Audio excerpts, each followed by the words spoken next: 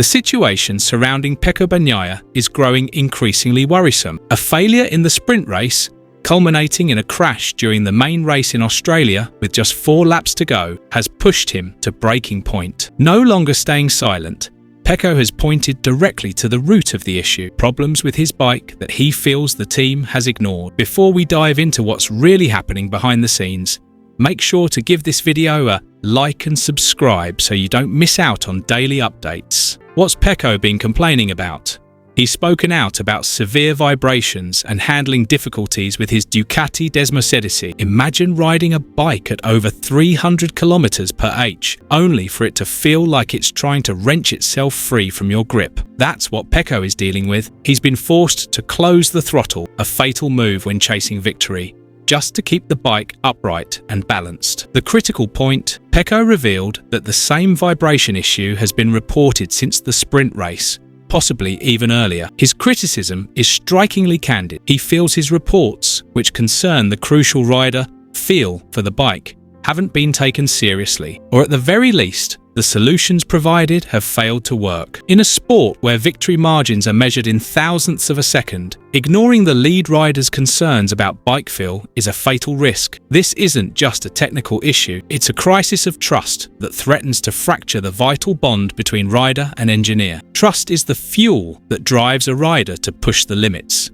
Without it, speed vanishes too. On the flip side, Ducati must tackle this crisis with a cool head. The response from Bologna has been notably cautious and diplomatic. A team spokesperson acknowledged they're aware of the technical issues raised. They've pinpointed the problem to the new chassis introduced at the start of the season. Designed to boost performance on certain circuits, this chassis seems to have a nasty side effect: severe vibrations and inconsistent handling on high-speed, high aerodynamic pressure tracks like Phillip Island. Ducati's engineering team insists they've conducted intensive development and testing. However, they also admit the technical challenges are highly complex and not easily resolved in the short term. This suggests they may not yet fully understand the behavior of their 2025 prototype bike, a rare scenario for a team of Ducati's caliber. Beyond the bike issues, Ducati has openly expressed concern for Bagnaia's mental state. They've stressed the importance of psychological support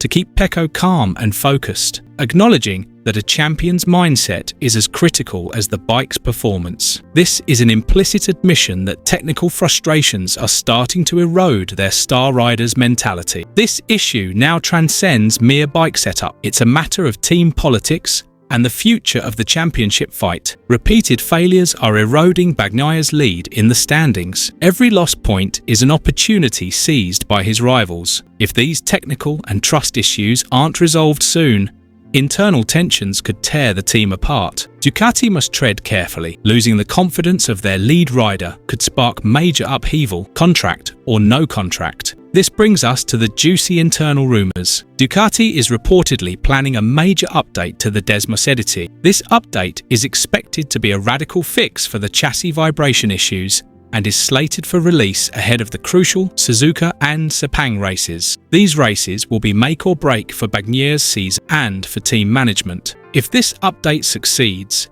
Ducati could salvage the season and restore PECCO's trust. But if it fails, they risk losing the World Championship title and, worse, creating a permanent rift with their star rider. Motorsport observers are watching closely. Can Ducati rise to this pressure with technological prowess? Or will they stumble into a crisis fueled by technical arrogance? Ultimately, the 2025 season for PECCO Bagnaia and Ducati is a two-front battle: a technical fight against a rebellious bike and a psychological struggle against pressure and the feeling of being ignored. For a team as mighty as Ducati, the ability to listen and respond to a rider's complaints is the true measure of their greatness. If the issue lies with the new chassis, why have they been so slow to deliver a solution when the consequences are already proving catastrophic? The bike vibration issues plaguing Bagnaia are clearly having a major impact on his consistency this season. These vibrations make controlling the bike incredibly difficult.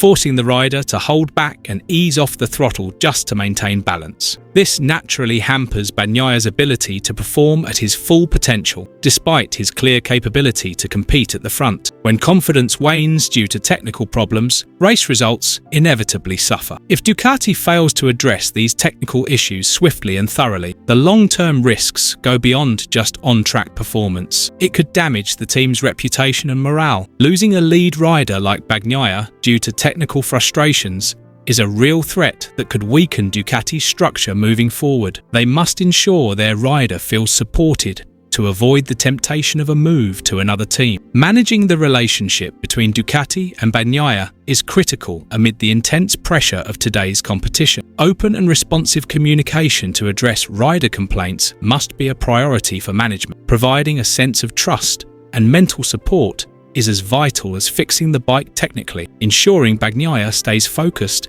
and motivated for the rest of the season. The major update planned for Suzuka and Sepang could mark a turning point if it genuinely resolves the bike's vibration and handling stability issues. However, its success hinges on the engineering team's ability to tackle this complex problem comprehensively and how quickly and accurately they can adapt the bike's setup to track conditions. The mental and emotional pressure on a rider like Bagnaia is often a deciding factor in race outcomes. When a bike is problematic and disrupts a rider's rhythm, anxiety and frustration can build, leading to mistakes or even crashes. Maintaining a rider's mental stability is crucial to ensure peak performance, even when the bike isn't perfect. Internal conflicts are not uncommon in major MotoGP factory teams. The fight for top positions, coupled with the pressure to meet sponsor and fan expectations, creates a volatile environment ripe for tension. Successful teams typically excel in conflict management and communication, resolving technical issues without letting friction fester. The Bagnaia-Ducati saga echoes similar incidents in motorsport history, where technology and rider psychology play massive roles. In MotoGP and F1 alike,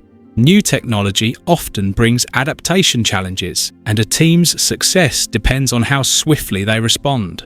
This situation serves as a reminder that behind the high speeds, the human and mechanical elements must work in harmony to achieve greatness. Welcome to GP Talks. Don't forget to subscribe and press the bell icon for more updates.